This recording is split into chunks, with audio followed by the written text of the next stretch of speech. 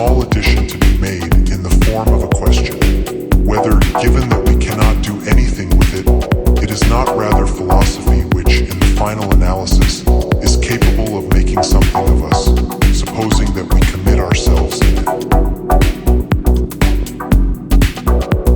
T is also right to call philosophy, philosophian, the science of truth, since the truth is the end of the theoretical one, while the work ergon is the end of the practical one.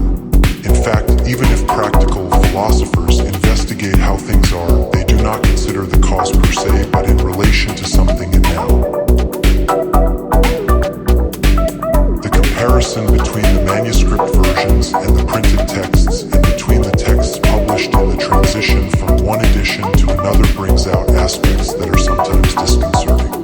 An example, De Rerum Natura Iuxta Proprio Principia of 1586, Book V, Chapter 40.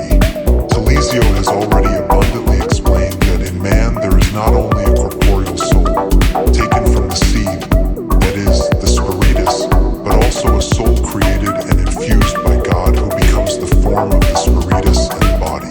In Chapter 40, Talesio argues that what we call rationality cannot be attributed to a completely incorporeal substance that does not inhere in any body.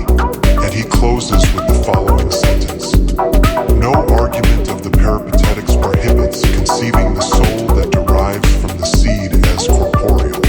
The point here is, what exactly does this phrase mean? If not as corporeal, how else could a substance that derives from the seed be conceived? If we take the trouble to go and see what he writes in the corresponding passage, which remains in manuscript, the mystery vanishes and we understand with great clarity the climate of pressure that surrounded the drafting of De Rerum Natura. The corresponding passage reads, no argument of the Peripatetics prevents us from conceiving every soul